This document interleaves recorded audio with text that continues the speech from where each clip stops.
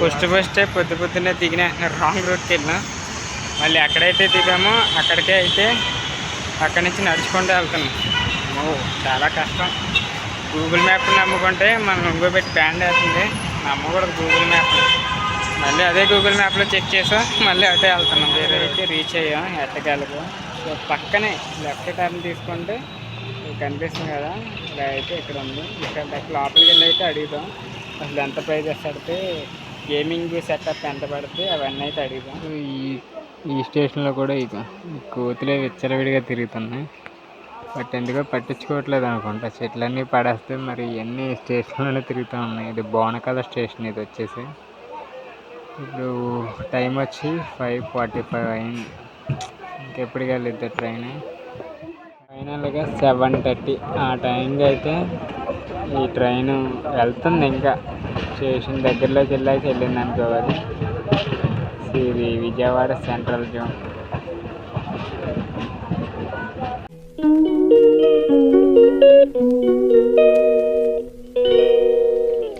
So మళ్ళీ నేను ఇదే హాస్టల్కి వచ్చి స్టే చేశాను. సో ఈరోజు అయితే ఎట్టకేలకు వెళ్తున్నా. అండ్ ఇంకో పని అయితే ఉంది. విశాల్ కంప్యూటెక్ అనేది స్టోర్కి అయితే వెళ్ళాలి. అక్కడ ఒక కొటేషన్ అయితే తీసుకోవాలి. సో కొటేషన్ ఏంటి మొత్తం అన్నీ చూసి అక్కడ నిజంగా మనకి జెన్యున్గా ల్యాప్టాప్స్ ఉంటాయా లేదా అనేది తెలుసుకున్నాం. సో కొత్త వారు చూస్తే తప్పకుండా ఛానల్ సబ్స్క్రైబ్ అయితే చేసుకోండి. ఇక ఫైనల్లో నేను చాలా ఎక్స్ప్లోర్ చేద్దాం అనుకున్నా, బట్ అయితే టైం కుదరలా. మళ్ళీ వేరే దిక్కు అయితే వెళ్ళాలి. ఎప్పుడన్నా అయితే కొన్ని లొకేషన్స్ వదిలేసాం కదా, అవి అయితే మొత్తం రీషూట్ అయితే తీసుకుంటా. సో ఎప్పుడైనా కాదు, మళ్ళీ ఈ మంత్లోనే మేబీ హైదరాబాద్ రావచ్చు అన్నితో పాటు. అప్పుడైతే పర్ఫెక్ట్గా కొన్ని లొకేషన్లు అయితే తీస్తాను. అన్నీ తీయలేదు కదా, సో తీస్తాను. సో ఈరోజు మండే కదా, ఎవ్రీ మండే టెంపుల్కి వెళ్తాం. పక్కన అయితే టెంపుల్ ఉంది. సో టెంపుల్కి వెళ్ళి దర్శనం చేసుకొని ఇంకా తిరిగి ఇంటికి అయితే వెళ్ళిపోతున్నాను. బట్ ఎంత టైం అవుతాయితే తెలియదు.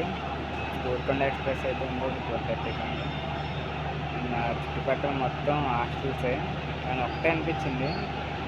అన్నీ ప్రైవేట్ ఉన్నాయి కానీ గవర్నమెంట్ హాస్టల్ అయితే ఒకటి లేవు. మరి ఇంత ఇన్కమ్ వస్తున్నప్పుడు గవర్నమెంటే పెట్టాలని ఒక డౌట్ వచ్చింది. బట్ ఇది బెటర్ అయితే మనకి ఇప్పటికీ తెలియదు. నా హాస్టల్ కూడా ఏపీ వాళ్ళు అవి తీసుకున్న వాళ్ళే, ప్రత్యేకించి ఏం కాదు. సో ఎప్పుడైనా ఎంత ప్రాపర్టీ వస్తుందంటే గవర్నమెంటే హాస్టల్స్ పెట్టుకోవాలి కదా, అలాంటిది ప్రైవేట్ సెక్టర్కి ఎక్కి ఇది కొంచెం టూ మచ్ అనిపించింది. అంతే. ఇన్కమ్ 3 షేరింగ్, 4 షేరింగ్, 7 షేరింగ్ ఇవన్నీ ఉన్నాయి.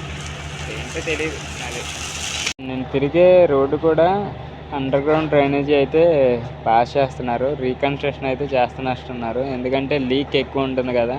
సో అందుకే రోడ్డు మొత్తం బ్లాక్ని అడ్జస్ట్ అటు సైడ్ మీరు చూసుకోవచ్చు. ఆ వ్యాన్ ఏదైతే మొత్తం ఏదైతే చేస్తుంది, దుమ్ము అయితే ఉంది అక్కడైతే డస్ట్ కింద. సో ఇక్కడి నుంచి ప్యారడైజ్ అయితే వెళ్తున్నాం. ఆ లొకేషన్కి అయితే వెళ్తాం.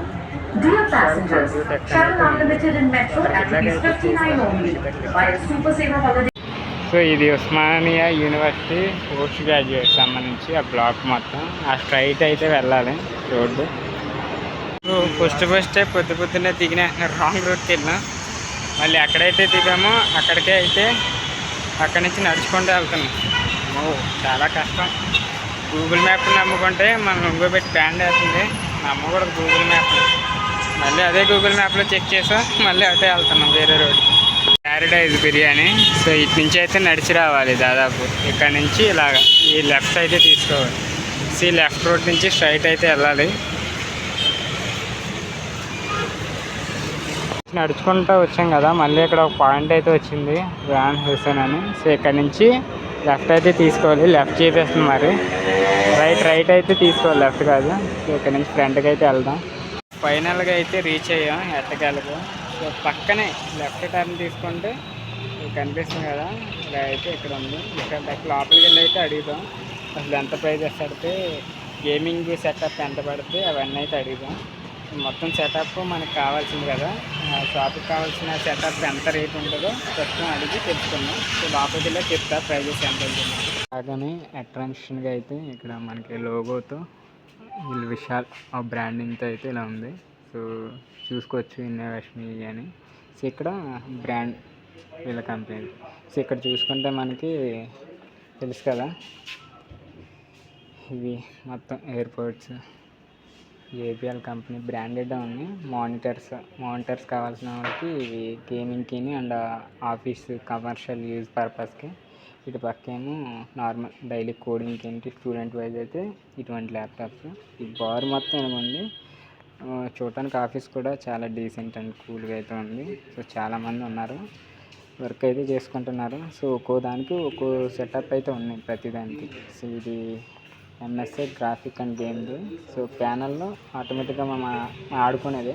సో దీంట్లో గేమ్స్ మీకు తెలుసు కదా, ఇది ఇంటెల్ కోర్ అల్ట్రా 7. సో ఒక్కో దానికి ఒక్కో ప్రాసెస్. ఇక్కడ మీరు చూసుకుంటే ఇంటెల్ ఈవో ఇది వచ్చేసి i9 ప్రొసెసర్ ఇది వచ్చేసి. సో ఆఫీసు హోమ్ స్టూడెంట్ ఉంటుంది కదా, వాడు ఎక్సెల్ పవర్ పాయింట్ ఇలా కొన్నిటికి ఫ్రీ ఇస్తాడు, కొన్ని ప్రీమియం అయితే ఉంటాయి, కొన్ని ఆటోమేటిక్గా ఆలేస్తారు. ఇది AMD Ryzen 5 ఇది వచ్చి. So Nvidia graphics RTX. So ఇది ప్రొసెసర్ అయితే బాగుంటుంది అండ్ గేమింగ్ అయితే ఇది అడ్వాన్స్డ్ ఇది. సో ల్యాప్టాప్స్ అన్నీ కంఫర్టబుల్ ప్రైజెస్ ఉన్నాయి, మనం మాట్లాడుకుంటే ఇంకొద్దిగా తగ్గిస్తారు. సో ఆల్మోస్ట్ మీరు చూసుకుంటే షాప్ మొత్తం ఇది సరౌండింగ్ మొత్తం. ఇటు మనకి ఆ ప్రొసెసర్లకు సంబంధించినవి అవన్నీ ఉన్నాయి. ఇటు సైడ్ కూడా అవి ఇయర్ పాడ్స్, ఇక మనం వైర్లెస్ ఏంటి ఇంకా ఎవ్రీథింగ్ వాట్ ఎవర్ మన సిస్టమ్స్కి ల్యాప్టాప్స్కి కావాల్సిన అన్నీ ఇక్కడే దొరుకుతాయి అండ్ రీజనబుల్ ప్రైజెస్గా ఉన్నాయి. సో నేనైతే ఒక కొటేషన్ అయితే వేయించడానికి వచ్చా. సో వర్క్ అయితే ఆల్మోస్ట్ డన్ అయిపోయింది, ఇవన్నీ చూసా కానీ బాగున్నాయి. సో పర్ఫార్మెన్స్ విధంగా కూడా బాగుంది. ఇక్కడ సాఫ్ట్వేర్ ఇన్స్టాలేషన్ కూడా వేరే చేసిస్తారంట.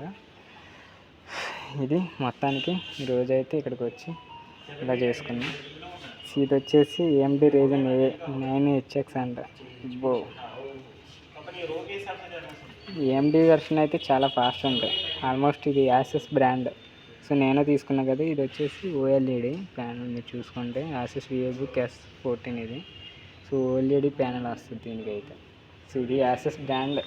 ఖచ్చితంగా చెప్పాలంటే నాకు తెలిసి ఎప్పుడైనా మీరు తీసుకోవాలంటే యాసెస్ బ్రాండ్ తీసుకుంటేనే యాసెస్ది మళ్ళీ బాగుంటుంది. ఇది పర్ఫార్మెన్స్ అయితే చాలా ఫాస్ట్ ఉంటుంది అండ్ స్మూత్ ఉంటుంది, మీకు బ్రౌజింగ్ అయినా నెట్ అయినా ఎవ్రీథింగ్. సో ఒక్కో బ్రాండ్ ఒక్కో కంపెనీ ఉంది. సో ఇది ఫైనల్గా స్టోర్ అయితే. ఈ స్టోర్ అడ్రస్ అయితే నేను పిన్ చేస్తాను, ఎవరికన్నా కావాల్సిన వాళ్ళు వస్తే ఖచ్చితంగా రండి, మంచి రీజనబుల్ ప్రైజెస్ ఉంటాయి. పైన బ్లాక్ కూడా ఉంది, పైకి అయితే వెళ్తలా కిందే కాబట్టి మొత్తం. సో మెయిన్ ఎంట్రన్స్ అయితే ఇది. ఇటు మనకి హెల్ప్ సెంటర్ గట్ట అయితే ఇక్కడ మనకి ఏమన్నా కావాలన్నా అయితే డైరెక్ట్గా మనం బయటకు వస్తే ఎదురుగుండా మీకు కొన్ని షాపింగ్ మాల్స్ అవి కనిపిస్తున్నాయి కదా అన్లిమిటెడ్ ఇది. సో దాని ఆపోజిటే ఉంటుంది ఈ విశాల్ కంప్యూటర్స్ అని. సో రోడ్డు కూడా సికింద్రాబాద్ అనుకుంటా.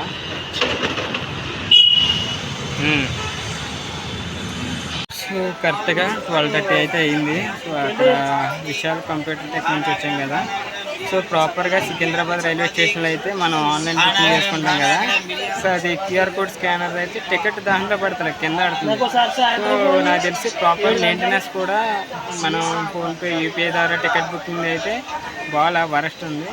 సో మిషన్లో నుంచి టికెట్ కింద ఆడుతుందండి, సరిగ్గా పట్టించుకోవట్లేదు. మొత్తం అంతా ప్రోగ్రెస్ జరుగుతుంది, కన్స్ట్రక్షన్ అయితే చేస్తుంది. సో దాదాపు ఇక్కడి నుంచి నాకు తెలిసి 7:30, 8 లోపు అయితే విజయవాడ అయితే వెళ్ళుద్ది. చాలా టైం పట్టిద్ది. ఆన్ టైంకి అయితే ఈ ట్రైన్ ఎప్పుడే వెళ్దాం, లాస్ట్ టైం కూడా ఎక్కే కదా. పైగా ఇప్పుడు రిజర్వేషన్ చేసుకున్నప్పుడు అయితే జనరల్ టికెట్ తీసుకుని జనరల్ ప్లేస్లోనే అయితే.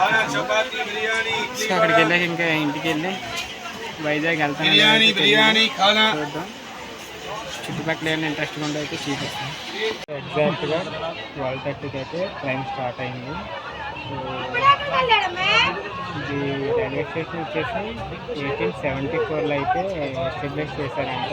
సో అప్పటి నుంచి ఇప్పటి వరకు సేమ్ అలాగే ఉంది, ఎటువంటి మార్పు చెందల. సో రైల్వే స్టేషన్ 10 ప్లాట్ఫామ్స్ ఉన్నాయి, 11 ట్రాక్స్ అయితే ఉన్నాయి మొత్తానికి. సో 1874 అప్పటి నుంచి ఇప్పటి వరకు సేమ్ యాజ్ ఇట్ ఈజ్, ఎటువంటి డెవలప్ అనేది లేదు.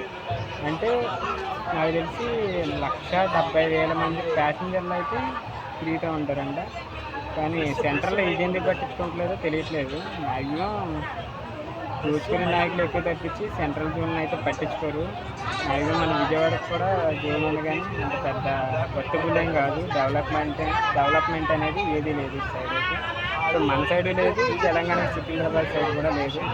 సో రైల్వే మినిస్టర్ ఎవరైతే ఉన్నారో వాళ్ళు అయితే పట్టించుకొని పక్క దేశాలు బాగా డెవలప్ అవుతుంది. అలాంటిది ఇండియాలో హైలీ ఎకనామికల్గా వచ్చేవి ట్రావెల్స్ ఇదే రైల్వే, కానీ ఇప్పటికే అంత ఎఫెక్టివ్గా అయితే వర్కింగ్ లేదని నా ఒపీనియన్.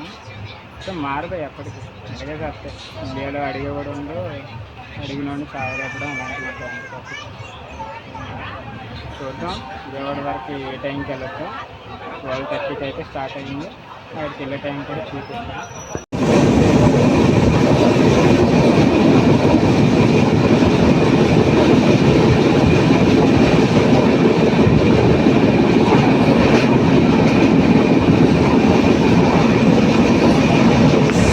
సో ఫైనల్గా ఒక 4 అవర్స్కి వరంగల్ అయితే రీచ్ అయ్యా.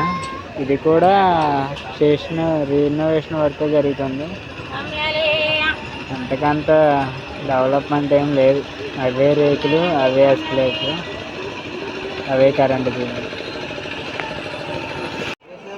దాదాపు ఇప్పుడు కే సముద్రం అయితే వచ్చింది. సో ఇక్కడికి వచ్చేసరికి 5 గంటలు. సో చెట్లన్నీ పడేస్తే ఈ కోతులు ఇలా జనారణ్యంలోనే తిరుగుతాయి. ఇటు చూసినా సరిగ్గా చెట్లు లేకపోవడం వల్ల, ఆ కొండలతో వేయడం వల్ల, చెట్లు నరికేయడం వల్ల ఈ కోతులు అయితే ఇలా వచ్చేసి రైల్వే స్టేషన్లో అయితే పడుతున్నాయి. ఇది వచ్చేసి డోర్నకల్ జంక్షన్. సో ఈ స్టేషన్లో కూడా ఈ కోతులే విచ్చలవిడిగా తిరుగుతున్నాయి. బట్ ఎందుకో పట్టించుకోవట్లేదు అనుకుంటా, చెట్లన్నీ పడేస్తే మరి ఇవన్నీ స్టేషన్లోనే తిరుగుతూ ఉన్నాయి. ఇది బోనకాల స్టేషన్. ఇది వచ్చేసి ఇప్పుడు టైం వచ్చి 5:45 అయింది. ఇంకెప్పటికి వెళ్ళిద్ది ట్రైన్. వాడు ఇచ్చే టైం అయితే ఇంకా కొద్ది క్షణాల్లో అయిపోద్ది. ఇప్పుడు టైం వచ్చి ఎగ్జాక్ట్గా 6:19. ఇది వచ్చేసి ఎర్రపాలెం జంక్షన్ అనుకుంటా. ఇక్కడైతే ఆపాడు. సో క్రాసింగ్ అవుతుంది వేరే ట్రైన్కి. స్టార్ట్ చేశాడు మళ్ళీ. అయితే 7:30 అయిపోతుంది వెళ్ళేసరికి. కాబట్టి ఇప్పుడైతే 6:47 ఉంది. కొండపల్లి అయితే వచ్చాము. ఇప్పటివరకు నేను ట్రైన్లో చూసిన ఏమేంటంటే, ఒక ఆవిడేమో పాంప్లెట్లు ఇచ్చుకొని అడుక్కుంటుంది, ఒకడేమో పళ్ళు లేవని అయితే అడుక్కుంటున్నాడు, ఇంకా వేసినేమో చెత్తకి కొడితే డబ్బులు అడుక్కుంటున్నారు, ఇంకా కాళ్ళు లేవని పాక్కుంటూ ఒక అతనేమో డబ్బులు అడుక్కుంటున్నాడు. మోస్ట్ ఇక రైల్వే సర్వీస్ ఏదైతే ఉందో అదంతా ఏం చెప్పాలంటే అడుక్కోవడానికి ఏదో స్పెషల్ లాగా ఉంది. చాలామంది అడుక్కుంటూనే ఉంటున్నారు. కొంతమంది అయితే వ్యాపారం చేసుకుంటున్నారు, కొంతమంది అయితే అడుక్కుంటున్నారు. ఇప్పుడు వరకు చూసిన ఇంకా విజయవాడ దిగాకైతే తింటా ఫుడ్ అయితే పొద్దు నుంచి అయితే ఏమీ తిందా, ఒక జ్యూస్ అయితే తాగానంటే. ఇలా చూద్దాం ఎంత టైం పడుద్దాం. ఇప్పుడు 6:47 అయింది. అక్కడికి వెళ్ళేసరికి 7:30 అయింది నాకు తెలిసి. సో ఫైనల్గా 7:30 ఆ టైంకి అయితే ఈ ట్రైన్ వెళ్తుంది. ఇంకా స్టేషన్ దగ్గరలోకి వెళ్ళింది అనుకోవాలి. ఇది విజయవాడ సెంట్రల్ జోన్. చాలా స్లోగా వెళ్తుంది.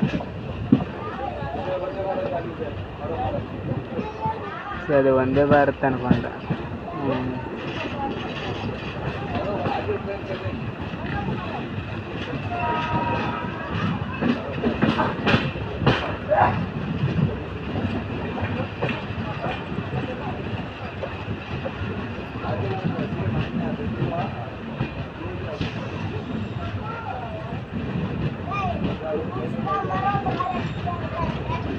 ఎప్పుడు ఈ ట్రైన్ అయితే ఆన్ టైంకి రాదు. 6కి వెళ్ళాలి, 7:30, 1.5 hour అయితే లేట్ అవుతుంది.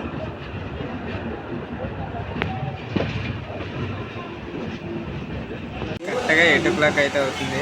ఎగ్జాక్ట్గా బస్ స్టాండ్ దగ్గర ఉన్న రెస్టారెంట్కి అయితే వచ్చాను. సో తినేసి బయలుదేరుతా. పొద్దు నుంచి అయితే ఏమీ తెలియదు కదా. సో తినేసి సో ఈరోజు మండే కాబట్టి వెజ్జే చెప్పాను. ఆమ్లెట్ తిన్నా కాబట్టి ఇంకా బస్సు ఉంటుందో లేదో తెలియదు. తినేసి వెళ్ళాలి ఏదైతే. సో ఇక్కడ వరకు బాగా వచ్చా. ఇక్కడ నుంచి మా ఊరు వెళ్ళడానికి అయితే డైరెక్ట్ రాజమండ్రి, వైజాగ్ అవి ఉంటాయి. కానీ రిక్వెస్టెడ్గా అయితే కొన్ని ఉంటాయి, కొన్నిలో ఆపమంటే ఆపుతారు. మరి ఛార్జ్ అయితే ఒకటే ఛార్జ్ చూద్దాం ఇప్పుడు వస్తుంది. రాజమండ్రి అయితే ఒకటే బస్సు లేదు, వైజాగ్ ఆ బస్సులో ఉన్నాయి. సరే ఏదన్నా దొరికితే లక్ష్యం, లేకపోతే నైట్ స్టే చేసేలా ఉంది. ఈ వైజాగ్ బస్సులు మనకి డైరెక్ట్ రాజమండ్రి దొరకాలి. రాజమండ్రి అయితే ఎక్కించుకుంటాడు. ఈ వైజాగ్ వాళ్ళు అయితే కొంచెం ఛార్జ్ ఎక్కువైనా ఎక్కించుకోరు, తక్కువ. చూద్దాం ఏదైనా దొరికితే బై లెక్క వెళ్తాయి. ఫైనల్గా అయితే రాజమండ్రి డైరెక్ట్ బస్సు ఒకటి వచ్చింది. సో ఇది నల్లజర్ల అయితే టికెట్ తీసుకోవాలి మా ఊరు దిగాలంటే. సో నల్లజర్ల అయితే టికెట్ తీసుకున్నా, 200 పడింది. సో నైట్ టైము నాకు తెలిసి ఒక 11 అయితే అయిపోద్ది మా ఊరు వెళ్ళేసరికి. సో ఇంకా ఫోన్ చేసి రోడ్డు మీద రమ్మంటారు. బాగా టైర్డ్ అయిపోయాను ఈరోజు అయితే. జర్నీ మొత్తం తిరగడం, హైదరాబాద్ అంతా గల్లీలు తిరగడం, మళ్ళీ ఇక్కడికి రావటం, ట్రైన్. సరే ఇంకా ఇంటికి వెళ్ళాక అయితే వీడియో చేయను, ఇక్కడికి వీడియో ఎండ్ చేస్తా. వీడియో నచ్చినట్లయితే తప్పకుండా లైక్ చేసి ఛానల్ సబ్స్క్రైబ్ అయితే చేసుకోండి. సో అంటే జాగ్రత్తగా ఉండండి.